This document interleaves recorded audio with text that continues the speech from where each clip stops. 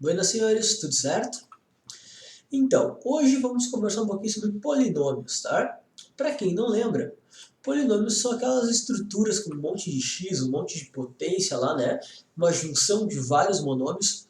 Por exemplo, vamos chamar aqui um polinômio p de x igual a 8x² mais 5x mais 3, né?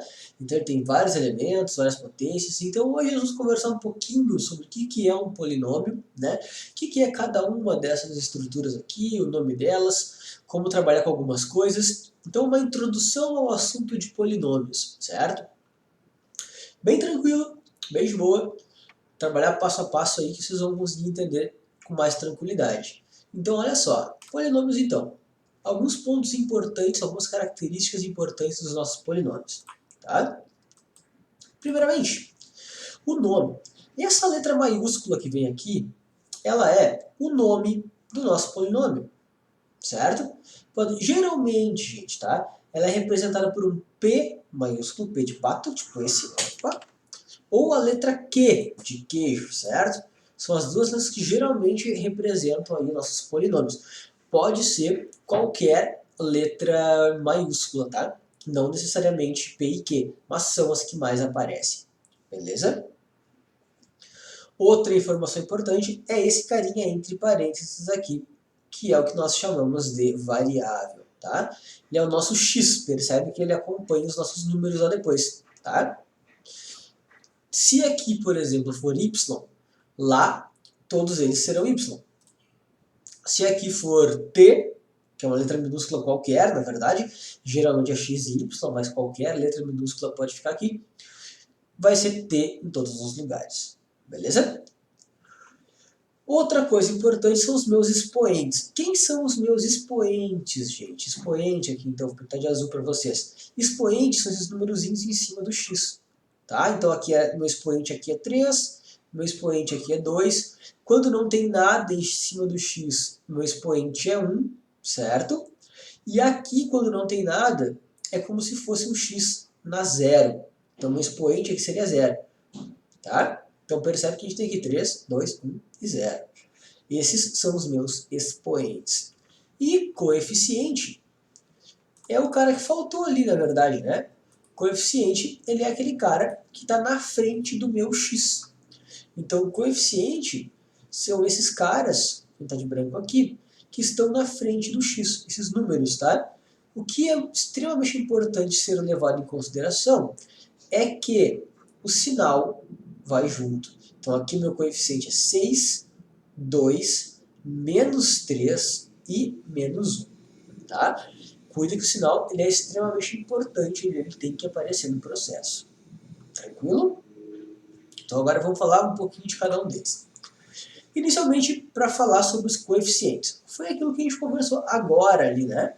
É justamente o númerozinho que vai aparecer na frente do da nossa variável ali, dos nossos x. Então, se os meus números na frente dos meus x são 6, 2, menos 3 e menos 1, meus coeficientes aqui, eles são 6, 2, menos 3 e menos 1, certo? É muito importante que a gente tenha um representante de cada um. Ó. A gente tem o representante do x na 3, do x na 2, do x na 1 e do x na 0. Eu vou deixar uma observação aqui para vocês, que ela fala sobre o seguinte. Quando eu tiver um polinômio, por exemplo, que ele seja da seguinte forma, ó, p de x igual a 2x² mais 1, certo? O que acontece nessa situação aqui? Se eu for trabalhar com os coeficientes dele, nós temos que levar em consideração o seguinte. Percebe que no exemplo anterior, eu coloquei aqui, ó, esse carinha, ele representa o x na 3, né? Então o 6 ele vai representar o meu x na 3, esse aqui. O 2 ele está representando o meu x². O menos 3 está representando o meu x na 1, né? Que é o meu x sozinho.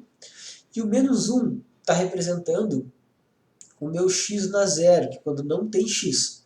Então percebe que eu tenho uma ordem aqui, ó, 3, 2, 1, 0. E quando eu falo de coeficiente, eu tenho que ter toda essa ordem sempre. Eu pego do maior e tem que ter um representante para cada um desses caras. Nessa situação aqui, percebe que nós temos um x² e um x na 0. Faltou um x na 1 aqui, né? Faltou esse termo aqui, que é o x sozinho. Então, quando nós formos montar os meus coeficientes, eu tenho aqui, por exemplo, ó, o 2, ele representa quem? Representa o x², certo? O 1, ele está representando o meu x na 0. Só que entre esse cara e esse, eu tenho um x na 1. Por mais que ele não apareça, esse cara ele existe.